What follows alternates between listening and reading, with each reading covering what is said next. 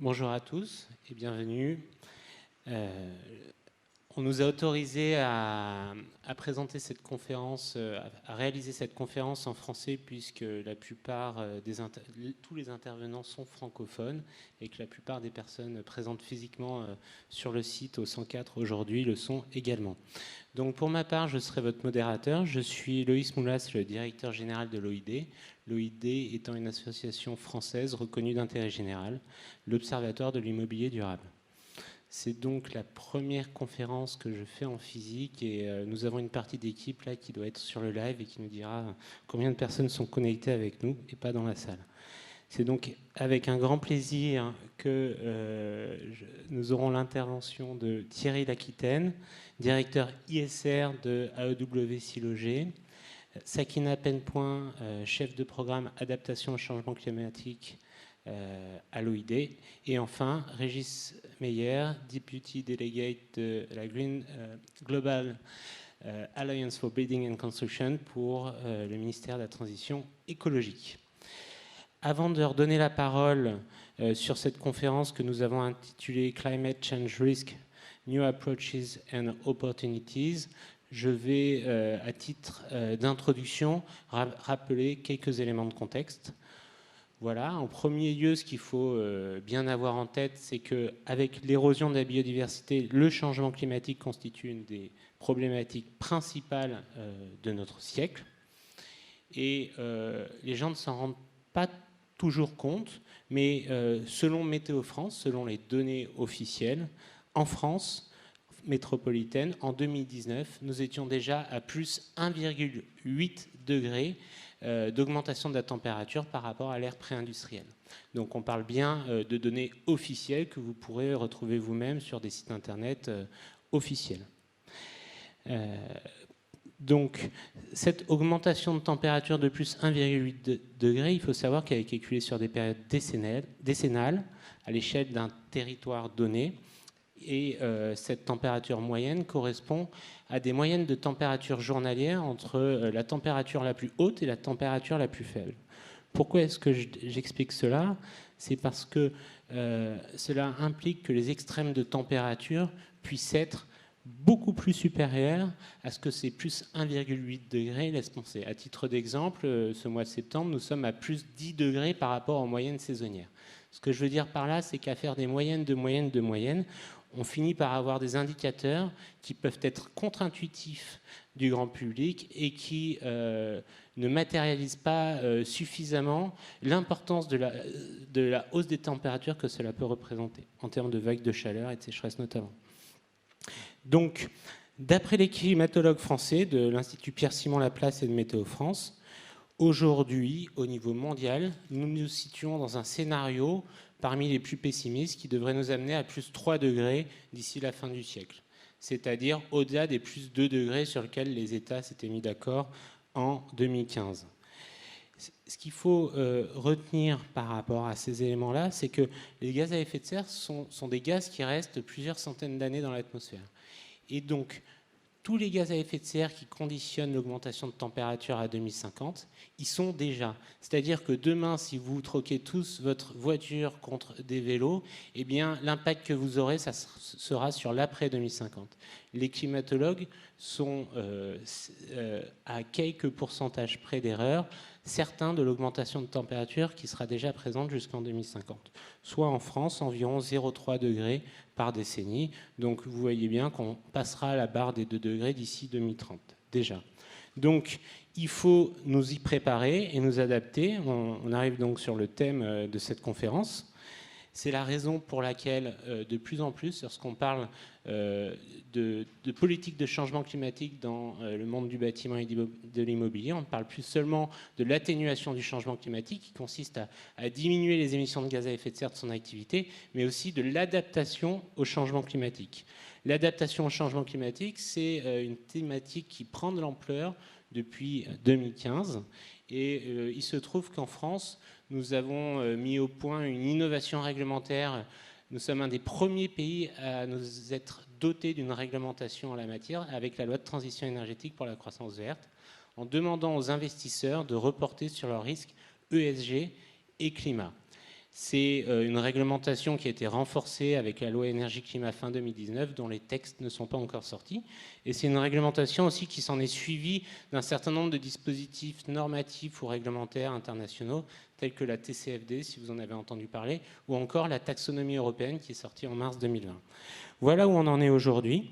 Ce qu'il faut savoir, c'est que en termes de préoccupation pour les gérants immobiliers, elle se situe en 3e position, d'après le baromètre de l'immobilier responsable de 2019.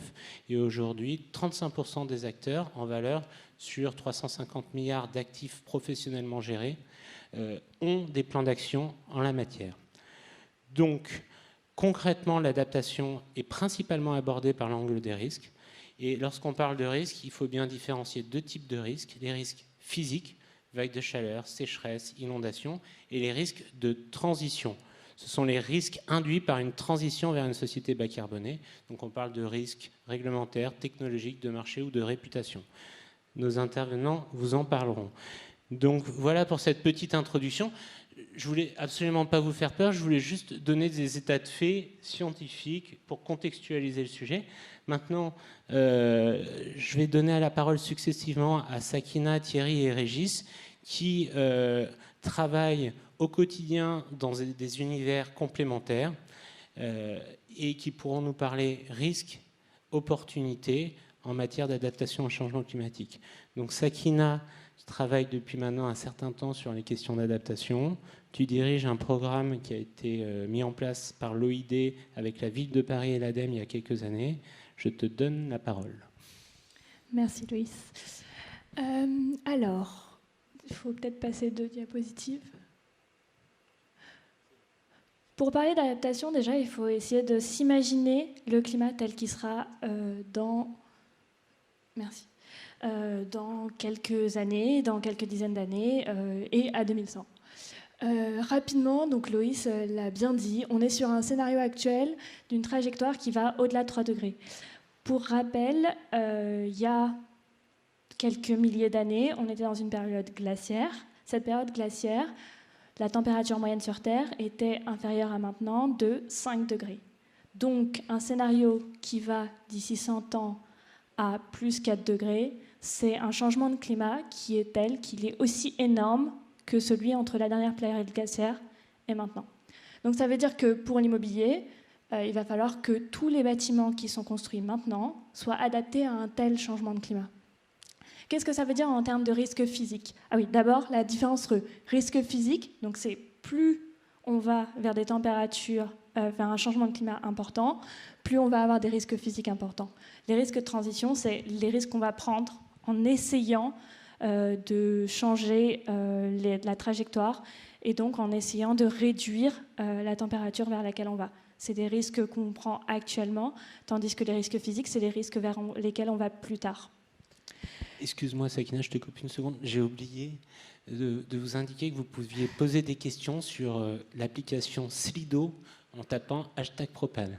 #Propel, c'est ça. À toi. Donc, les risques physiques vers lesquels on va.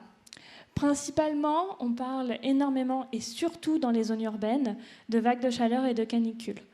On a mis en place avec l'OID un outil de diagnostic des vulnérabilités des bâtiments et vous voyez sur les cartes qui sont issues du coup de cet outil qui permet de diagnostiquer la vulnérabilité du bâtiment des vagues de chaleur à l'horizon 2020. Donc à l'horizon 2020, c'est maintenant.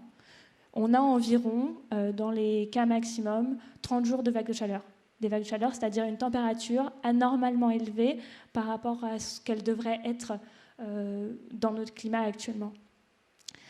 À 2030, on est environ à 40 jours. À 2050, on monte à 60 jours, c'est-à-dire à peu près 2 mois.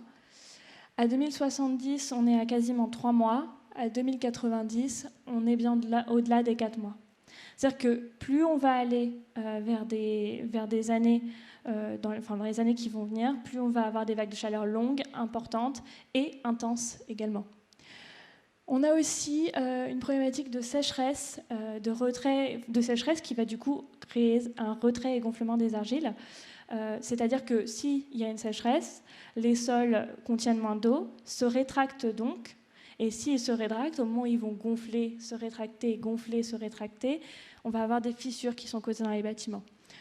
Ce problème également s'amplifie avec des probabilités de sécheresse de plus en plus importantes, qui est actuellement déjà important et qui devient très proche de 100% dans les années qui vont venir.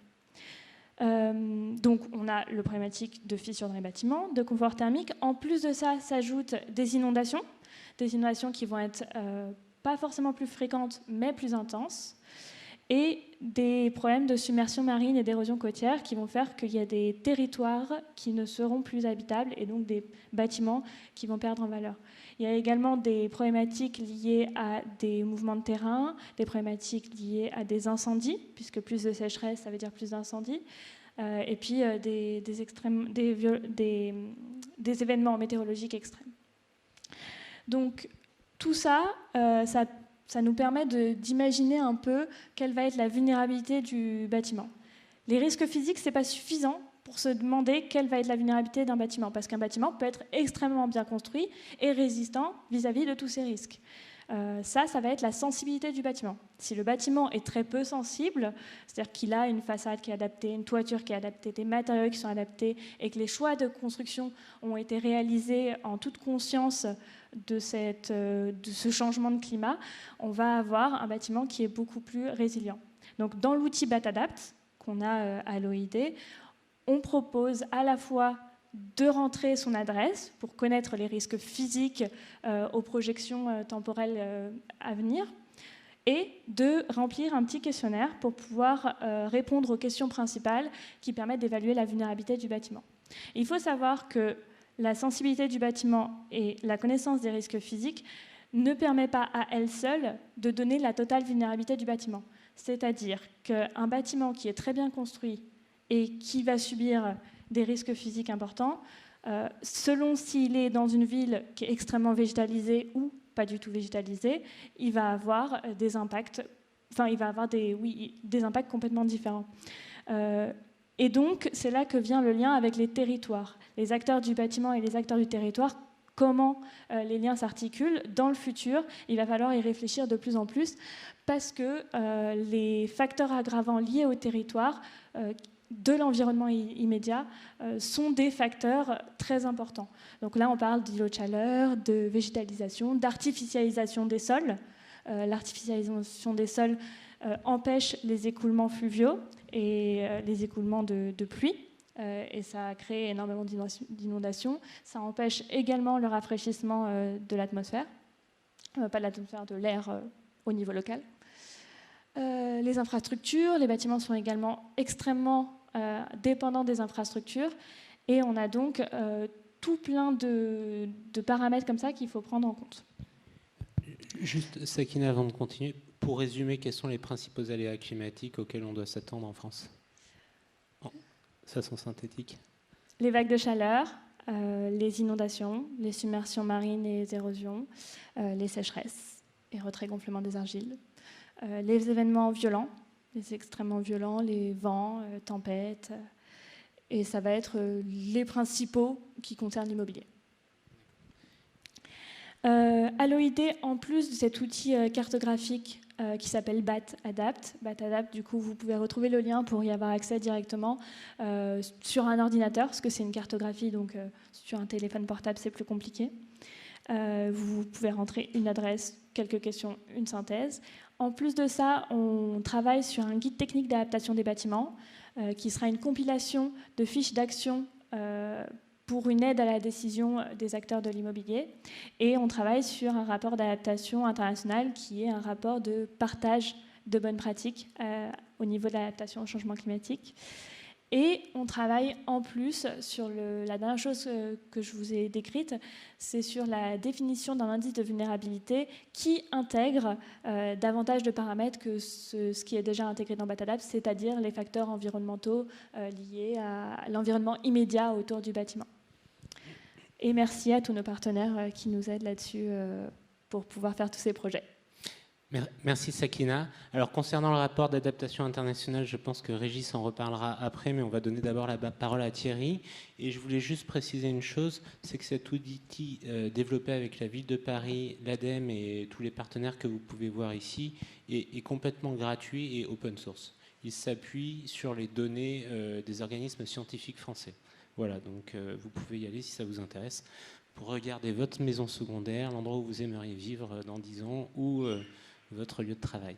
Donc je vais donner maintenant la parole, merci Sakina, je vais donner maintenant la parole à Thierry, donc Thierry d'Aquitaine qui est directeur ISR de AWS Logé, pour nous offrir un petit peu un panorama de la manière dont les gérants immobiliers sur des patrimoines français et européens prennent en compte la question des risques liés au changement climatique dans leur politique de gestion. Bonjour à tous, donc Thierry L'Aquitaine d'AEW, en charge de l'ISR. Donc AEW, c'est un gestionnaire d'actifs immobiliers. On gère actuellement un peu plus de 30 milliards d'euros d'actifs dans toute l'Europe. Alors pourquoi l'immobilier par rapport au dérèglement climatique? Est-ce que certains d'entre vous ont entendu parler de Chacaltaya? Bon, je ne vois pas beaucoup de mains se lever. Ça ne m'étonne pas parce qu'il y a quelques semaines de ça, je ne connaissais pas. En fait, c'est la plus haute station de ski au monde, qui a plus de 5000 mètres d'altitude, qui se trouve en Bolivie. Et une station qui était extrêmement prisée. Sauf que cette station n'existe plus depuis 2009 à cause de la fonte du glacier qui se trouvait juste au-dessus, qui était un glacier qui avait 18 000 ans et dont la fonte était annoncée en 2015, mais ça a été un peu plus rapide que prévu. Et donc vous imaginez, tout l'immobilier qui se trouve dans cette station n'a plus aucune valeur. Donc la seule activité qui s'y fait aujourd'hui, c'est un gîte qui reçoit 20 personnes, pas plus de 20 personnes, pour des gens qui veulent un peu s'acclimater à l'altitude. Alors pourquoi l'immobilier? La première chose, c'est à cause de l'organisation de nos sociétés. L'essentiel de nos activités se trouve dans les villes. Aujourd'hui, 70% de la population mondiale vit dans des villes. Ça sera 80% d'ici 2050. Que 80% du PIB se fait dans les villes.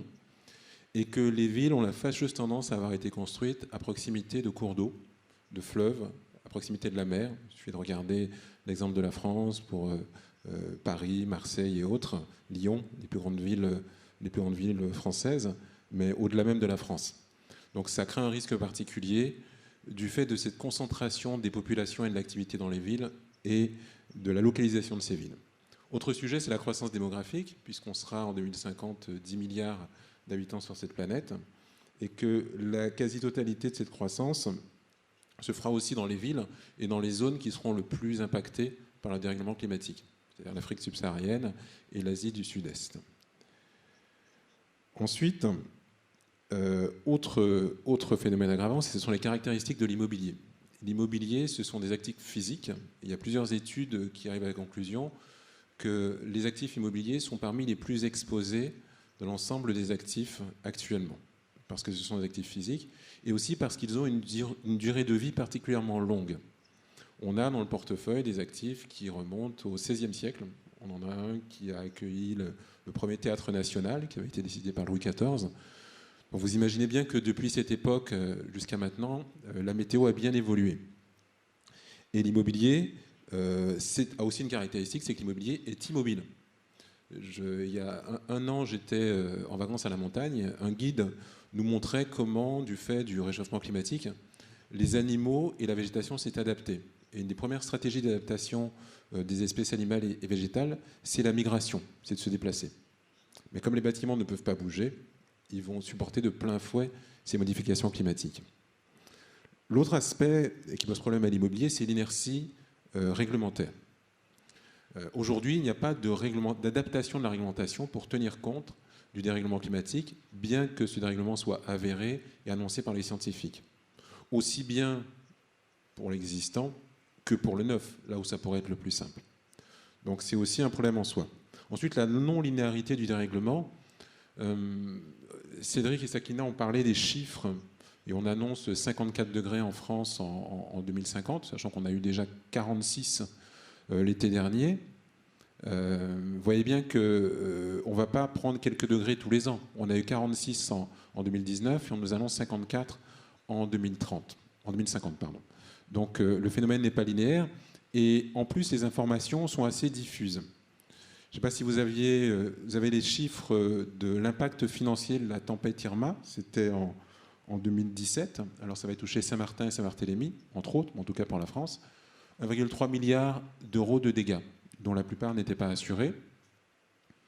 En 2018, la sécheresse, c'était autant. Alors ça fait beaucoup moins de bruit, c'était moins spectaculaire.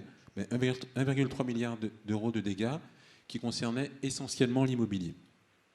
Et la sécheresse de 2019, parce que ces phénomènes sont de plus en plus fréquents, malheureusement pour nos amis assureurs, aujourd'hui, et les comptes ne sont pas arrêtés, c'est estimé à 1 milliard d'euros. Et bien évidemment, nous avons encore une sécheresse en 2020, et on connaîtra les chiffres l'année prochaine. Donc, un véritable sujet pour l'immobilier. Alors, pourquoi agir? Parce qu'on pourrait se dire, OK, le monde change, le climat est en train d'évoluer, mais est-ce qu'il y a vraiment du sens à agir? Un chiffre qui est souvent cité, c'est ce chiffre de la National Institute of Building Science dans un rapport de 2019, donc c'est un institut américain, comme quoi le président américain peut faire certaines déclarations, mais les experts dans son pays peuvent avoir des avis différents, a estimé que $1 investi dans l'adaptation au dérèglement climatique, c'est $4 économisés. Alors là, on était sur des actions de différentes natures. Là, il s'agissait de la rénovation. Et autre chiffre intéressant, ce qu'ils appellent le bénéfice le ratio coût-bénéfice, c'est si on changeait les réglementations, je parlais des évolutions réglementaires, ce ratio serait de 1 pour 11. C'est-à-dire qu'en intégrant dès la construction des critères de résilience et d'adaptation, le fait d'investir 1 euro, vous économiserez 11 euros. Donc il y a un véritable intérêt financier. Après, l'autre aspect qui devrait nous pousser à agir, c'est le fait que ce problème est systémique. Il ne concerne pas, bien évidemment, l'immobilier. On a parlé tout à l'heure des collectivités. Et nombre de sujets devront être adressés à l'échelle des villes et des territoires. Mais il concerne toutes les activités. Le transport, l'énergie, l'agriculture, la santé, l'éducation. Il y a une étude de la Banque de France où ils écrivent « Le changement climatique affectera tous les agents économiques de tous les secteurs sur tous les territoires ». Et c'est justement parce que c'est un problème systémique que les banques centrales se sont emparées, qu'ils ont cette mission qui leur a été confiée par le gouvernement. Il y a aussi un risque de réputation, puisqu'aujourd'hui, on a plus de 1300 contentieux qui sont en cours. Enfin, aujourd'hui, ça c'était en 2019, donc ça s'est encore aggravé. Majoritairement à l'encontre d'entreprises et d'États pour inaction climatique.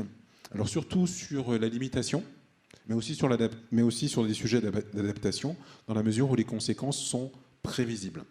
Donc un sujet risque de réputation, vous imaginez un bâtiment dans lequel on aurait des blessés parce que le dérèglement climatique aurait eu un impact négatif, et le gestionnaire d'actifs qui n'aurait rien fait, qui n'aurait rien conseillé à ses investisseurs.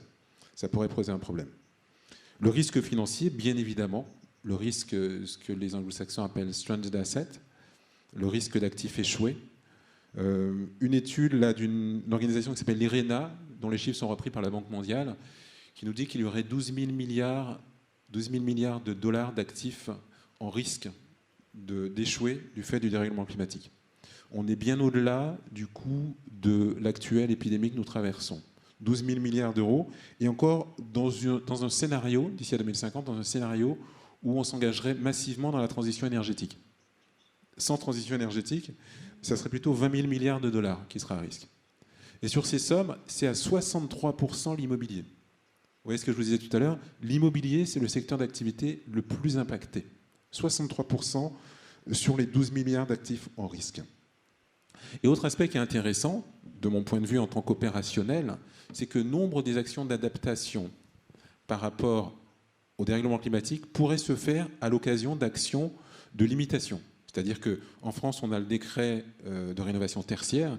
Nombre d'actions d'adaptation pourraient être faites à l'occasion d'actions d'efficacité énergétique, que ce soit l'isolation thermique, que ce soit les protections des façades, que ce soit le changement de couleur des toitures. Ça pourrait être fait lors de ces travaux-là, ce qui permettrait de mutualiser les coûts et de les rendre le moins douloureux possible. Alors comment agir ? Là, je vais vous passer rapidement et modestement ce qu'on fait chez AEW, sachant que je considère que ce n'est pas non plus un scoop.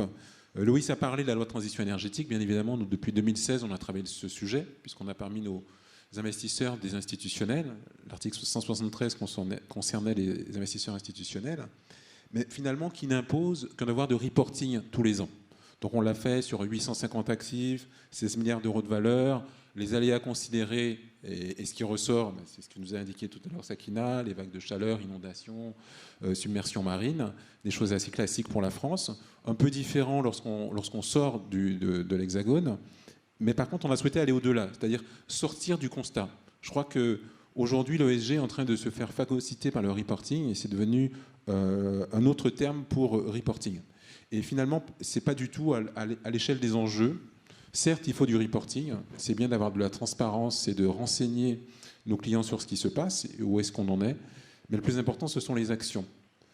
Et on a voulu aller plus loin que le reporting, le constat annuel, en essayant de voir comment on pouvait améliorer nos actifs. Et pour ça, on a travaillé avec des bureaux d'études, on a développé un audit résilience, en ayant des données d'un climatologue à la base, avec des prévisions sur des échelles de temps à 20, 30, 40, 50 ans, caractérisation des aléas climatiques, et ces données servent d'input aux bureaux d'études techniques qui vont voir les bâtiments et qui nous disent quelle serait la sensibilité de ces bâtiments, comment ils réagiraient s'ils étaient exposés à ces aléas. Et charge à eux de nous faire des recommandations pour réduire la vulnérabilité de ces actifs. Alors, c'est une opération pilote qu'on fait actuellement sur 10 immeubles, on devrait avoir fini le mois prochain, et conjointement, on fait travailler un expert immobilier pour voir quel serait l'impact sur la valeur du bâtiment. Puisque on a parlé tout à l'heure de l'impact financier, on essaie de voir quel est le tunnel à l'intérieur duquel il est intéressant d'agir entre le pas assez pour le climat et le trop pour le rendement des actifs. C'est-à-dire que lorsqu'on parle d'adaptation, on peut imaginer des bunkers et aller extrêmement loin. Par contre, où est-ce qu'on va fixer la limite pour ne pas détériorer le rendement de l'actif? Donc on fait ce travail avec un expert immobilier. Donc ça, c'est sur la partie opérationnelle. L'objectif étant à terme d'intégrer ces sujets dans nos due diligence dès 2021 et de le déployer sur des portefeuilles pour certains de nos investisseurs qui le souhaiteraient. Sachant qu'on constate qu'en fonction des investisseurs, en fonction de leur localisation, en fonction de leur nationalité, en fonction de leur taille, on a aussi des ambitions et des sensibilités différentes. Ensuite, une gestion, un projet de fonds sur AEW en tant que gestionnaire d'actifs, c'est en utilisant la framework de la TCFD, qui a été citée tout à l'heure, qui est un cadre très intéressant, mais soyons pas chauvins, mais c'est la réalité, qui est pompée sur l'article 173. Dommage, en France, qu'on a des idées, on fait des réglementations, les Américains font des entreprises, mais c'est strictement ce qu'il y a dans l'article 173. Et se basant sur la TCFD, on essaie d'adapter la société au dérèglement climatique. Et au niveau de sa gouvernance, au niveau de sa stratégie, au niveau des indicateurs, au niveau des objectifs qu'on va se fixer. Il y a tous les niveaux. On a réussi à embarquer la direction de la recherche, la direction de l'investissement, la direction de l'asset management, la direction de la compliance, pour voir au niveau de chacun de ces services, sur les différents risques de transition qui ont été évoqués précédemment, quelles sont les adaptations à prévoir. Et ça, c'est un travail qui est très intéressant, qui va nous permettre d'aller encore plus loin. Donc ça, il est en cours, on devrait le terminer d'ici 2021. Une petite question rapidement. Quels sont les investisseurs les plus regardants en matière de nationalité? Alors, comme l'article 173... Si on fait des généralités.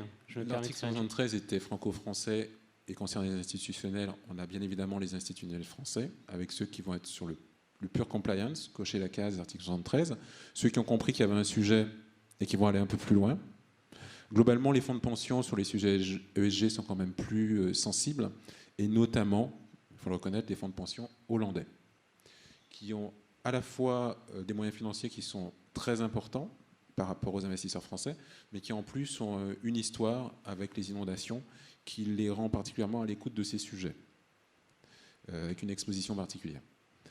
Alors en termes de conclusion, je dirais que le tableau de bord pour un investisseur, un gestionnaire, finalement, va enrichir d'un certain nombre de critères, les critères financiers. Lorsqu'on regarde les sujets, les recommandations d'adaptation, on va bien évidemment regarder le coût. Bon, ça n'a rien de nouveau. On va aussi regarder l'horloge, c'est-à-dire les délais, puisque dorénavant, on devrait les uns et les autres être dans une forme d'urgence. La crise sanitaire est là pour nous rappeler qu'il y a quand même une différence entre les gens qui se sont préparés et ceux qui ne le sont pas. Et si on parle d'opportunités, c'est des choses qu'on retrouve, qu'on entend très souvent, qu'on retrouve dans la TCFD, il ne peut y avoir d'opportunités que parce qu'il y a anticipation. Et en fait, les opportunités seront entre le business as usual qui sera négatif pour la valeur des actifs, et les actions efficaces qui auraient pu être apportées par les propriétaires et les gestionnaires. Donc, la notion du temps, à quelle échelle de temps mettre en œuvre les actions. La notion du CO2, parce qu'il n'y aurait rien de pire que la maladaptation. Et pour ça, on peut citer le cas de l'Inde, l'Inde avec ses vagues de chaleur aussi, qui avait 15 millions de climatiseurs en 2011, et on prévoit qu'ils en auront 240 millions en 2030. Avec les effets de la climatisation, on peut s'en douter, puisque ça évacue la chaleur à l'extérieur, ça consomme de l'énergie, et les gaz frigorigènes sont un pouvoir de réchauffement global beaucoup plus important que le carbone, qui peuvent être des milliers de fois plus nocifs que le carbone. Et le quatrième point, c'est le véritable sujet, je crois, de l'adaptation, c'est d'avoir des constructions qui soient écophiles. J'étais surpris de voir parmi les ingénieurs qui travaillaient sur ces sujets pour nous, de résilience, sur des bâtiments à Paris, bâtiments haussmanniens, je leur posais la question, mais je ne comprends pas, dans votre rapport, on ne parle jamais d'orientation d'exposition du bâtiment. Parce que finalement, la situation dans laquelle on est aujourd'hui, c'est parce que pendant des décennies, on a construit en se disant que la technologie aurait raison de tout et suffirait à adapter le bâtiment. Alors que c'est faux, on s'en rend compte aujourd'hui, et qu'il va falloir construire différemment, il va falloir concevoir des villes différemment, modifier l'urbanisme, pour tenir compte de la nature et avoir une construction et une conception que j'appelle écophile, en tenant compte de ce que les anciens connaissaient très bien, c'est-à-dire l'orientation, l'exposition au vent, la localisation par rapport au cours d'eau. Des choses extrêmement simples qu'on a fait pendant des millénaires et qu'il va falloir qu'on réapprenne à faire parce que la technologie n'a pas eu raison de tout, mais est en train d'avoir raison du climat. Voilà. Merci de votre attention. Peut-être juste une citation que j'aime aussi particulièrement. Vous avez sans doute deviné de qui il s'agit. Ce ne sont pas les espèces les plus puissantes qui survivent, ni les plus intelligentes. Les dinosaures sont là pour nous le rappeler, mais ceux qui sont le plus adaptés au changement. Charles Darwin. Merci Thierry. Merci pour ton intervention. Avant de donner la parole à Régis, moi je voudrais, parce que j'aime bien simplifier autour de cette problématique de l'adaptation au changement climatique, s'il fallait comprendre ce qui ressort de tous les diagnostics de vulnérabilité en France, c'est que finalement nous avons une partie de nos risques liés au changement climatique qui sont déjà adressés par les régimes des catastrophes naturelles et donc par les primes d'assurance notamment. Et vous avez un nouvel enjeu qui, lui, va grandissant, qui concerne les vagues de chaleur et donc toute la question de la climatisation des immeubles dans des climats beaucoup plus chauds. Et ça pose donc la question, comme en Inde, de l'enjeu de la climatisation demain et de la conception bioclimatique, qui est une manière différente de parler de conception écophile. Donc, ceci étant dit, Régis, je vais te donner donc le micro. Donc, Régis, toi, tu interviens en tant que directeur adjoint de la GABC pour le compte du ministère de la Transition écologique et solidaire. La Global Alliance for Building and Construction a été initiée en 2015. Elle réunit une 60aine de pays, si mes souvenirs sont bons, même plus peut-être. Et je te laisse la parole. Trentaine. Donc, bonjour. Mon intervention va être sur 3 points. L'importance de la coopération internationale. Et donc, ça rejoint un peu Darwin, parce que finalement, on connaît Darwin pour la concurrence. Mais quand on le lit bien, c'est équilibré par la coopération. Donc on a besoin aussi de coopération. Deuxième point, il y a déjà des politiques nationales qui se mettent en place. Alors, avec des difficultés, etc. Mais je ne dirais pas que les politiques nationales, c'est justement des réglementations. La réglementation, c'est le minimum.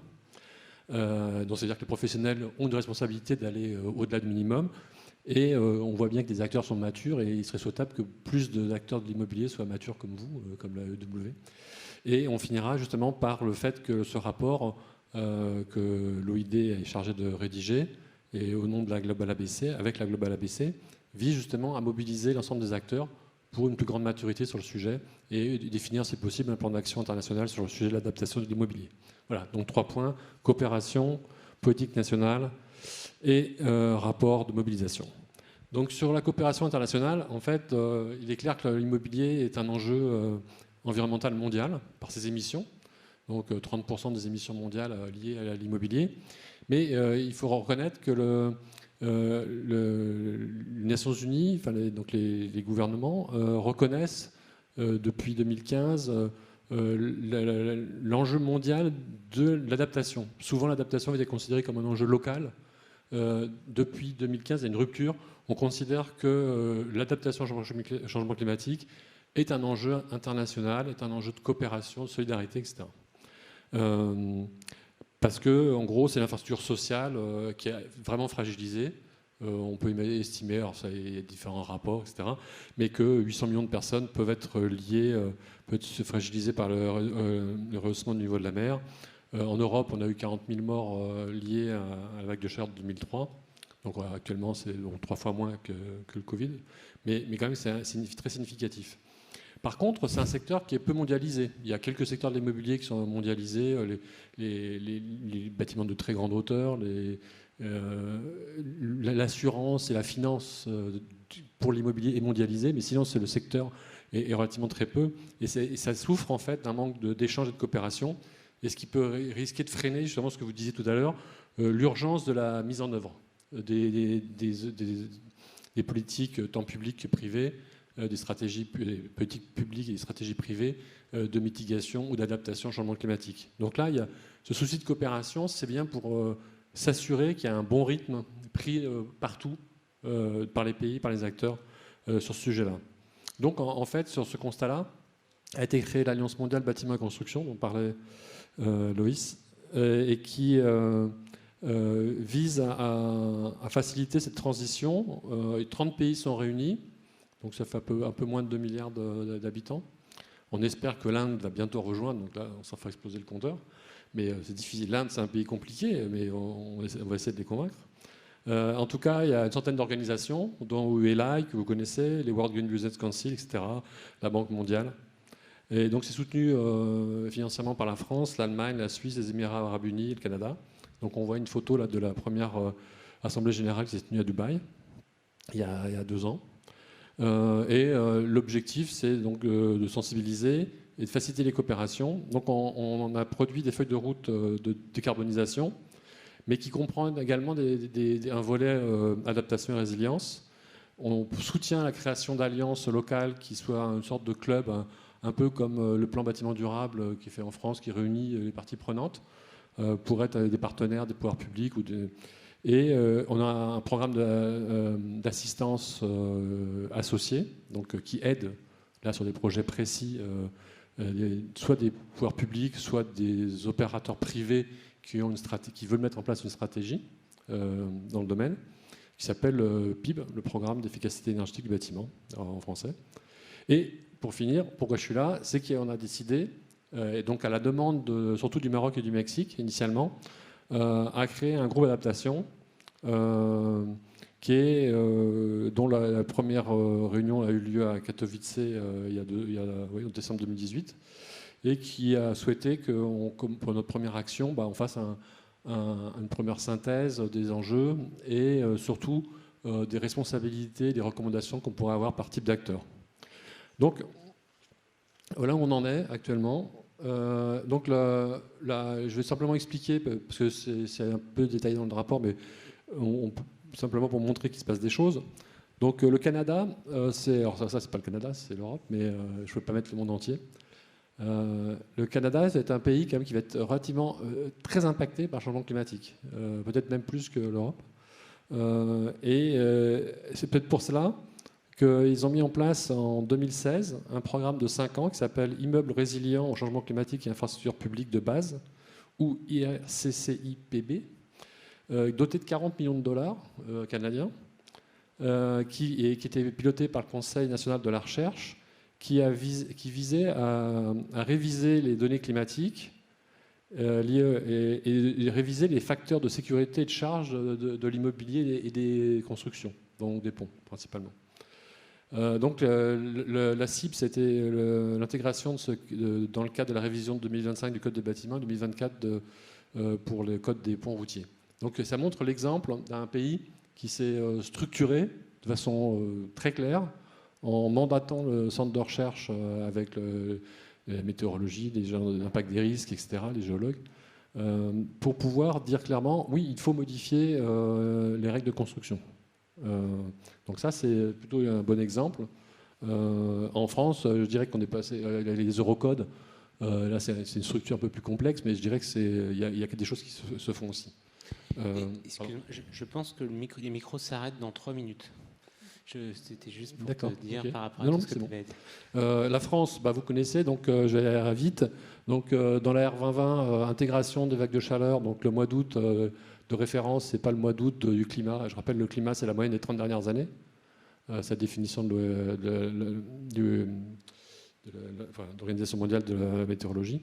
Donc là, on prend 2003, donc ça, c'est autre chose, avec un seuil de confort, enfin de degrés heure. Et on prend la prise en compte pour les plans de prévention du risque littoral d'une surcote de 20 cm et 60 cm en 2100. Donc je dirais qu'il y a les premiers pas, premiers indices dans le monde de l'immobilier concret où on intègre vraiment des contraintes nouvelles.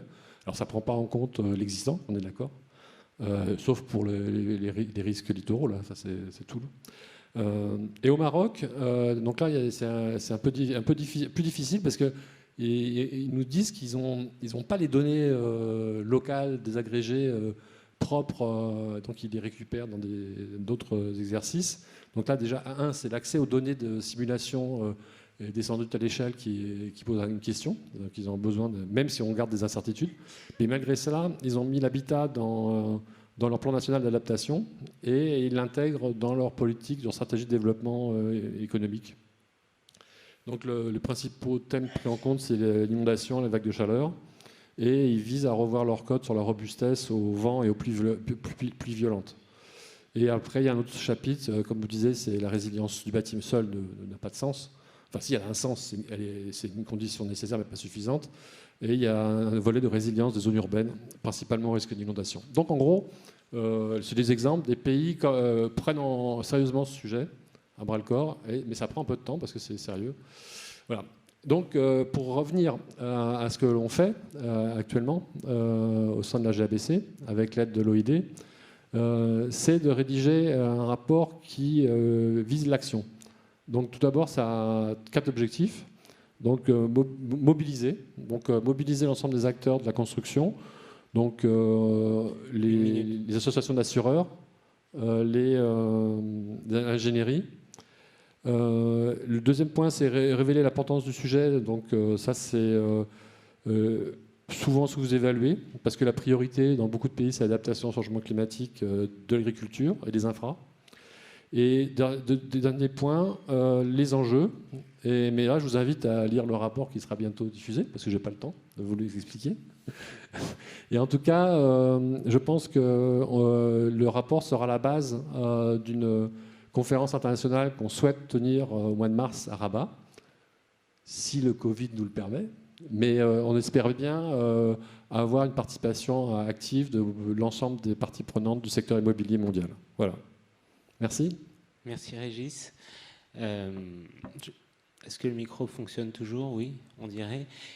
Donc je vais profiter de quelques minutes de sursis. On avait une question auquel tu as un petit peu répondu sur l'impact pour le secteur immobilier de l'exode climatique. Est-ce qu'il existe des chiffres là-dessus? Je ne sais pas. C'était une question anonyme d'ailleurs, de Anonymous. Quelqu'un veut se lancer? Non? Les déplacés climatiques, oui, effectivement, on peut se rendre compte que dès maintenant, il y a des déplacés. Après, est-ce qu'ils sont purement climatiques? Ça, c'est peut-être pas le débat ici. Mais non, je n'ai pas connaissance. Je n'ai pas connaissance. Non, du tout. Sakina? Au niveau de l'immobilier, je dirais qu'évidemment, ça va avoir un impact, puisque quand on pense à déplacés climatiques, on pense à densité urbaine qui va s'amplifier. Et du coup, je ferai le rapprochement avec ce que je disais tout à l'heure par rapport au lien avec les acteurs territoriaux.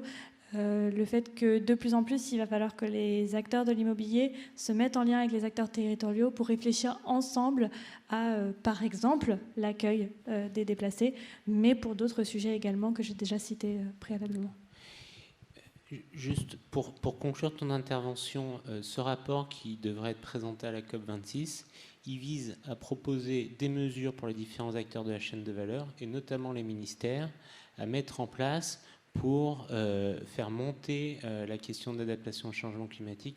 Et tu as cité spécifiquement ce qui se faisait au Canada et au Maroc. En France, il faut savoir qu'il y a une agence qui s'appelle l'ONERC, qui existe depuis plus de 10 ans et qui produit, il me semble, tous les 5-6 ans, un plan national d'adaptation au changement climatique.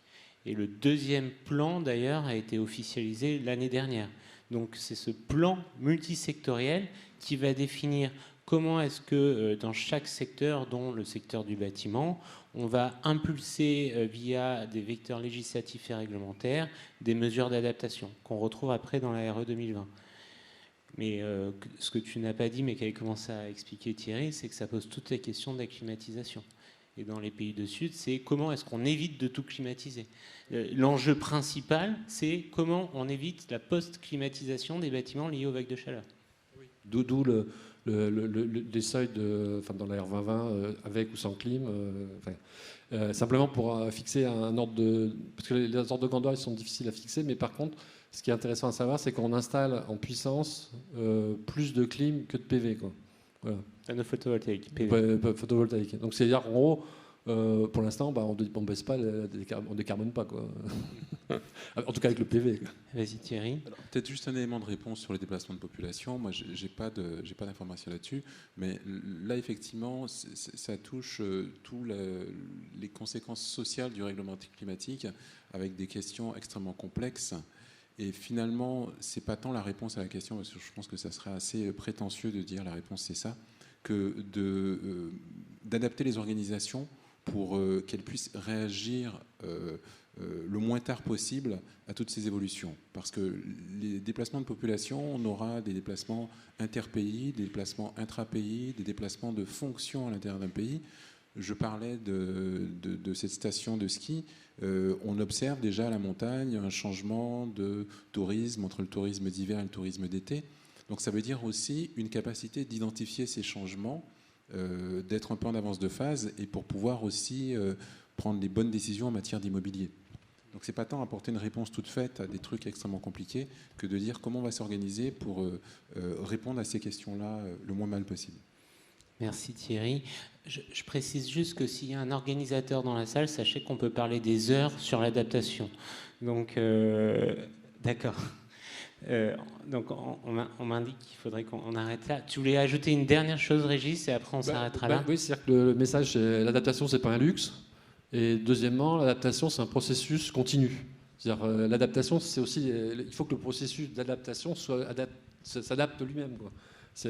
Donc en gros, comme vous disiez, c'est cette capacité à anticiper, à réagir et à ne pas croire qu'on puisse définir des mesures définitives et qu'en fait, il faut remettre en question. Donc il faut aussi avoir des retours d'expérience permanents, enrichir. Les événements catastrophiques doivent pouvoir permettre d'évoluer. Exemple, par exemple, la canicule de 2003, on la prend en compte maintenant comme référence. Alors est-ce que c'est suffisant? Pour l'instant, on prend ça. Peut-être que si on arrive à avoir des modélisations plus sûres, etc., on pourra faire des choses. Mais pour l'instant, on prend ça. Donc, je dirais qu'il ne faut pas considérer qu'on doit trop réfléchir à avoir une décision certaine. Non, on est dans un monde incertain. Et donc, dans ce cas-là, c'est vraiment un processus de management du risque qui va être en place dans les organisations. Très bien. Merci Régis, Thierry, Sakina, merci à la salle qui s'est remplie petit à petit. Donc on était ravis d'être parmi vous. Le rapport sortira début 2020. Sachez que concernant la plateforme gratuite Batadap dont on parlait tout à l'heure, elle a été développée aussi pour permettre à des gestionnaires de parcs immobiliers de traiter tout leur patrimoine s'ils le souhaitent. Voilà, ce sera bientôt en ligne. Et oui, merci à nos intervenants. Et voilà, on s'arrêtera là et je vous dis à bientôt. Merci.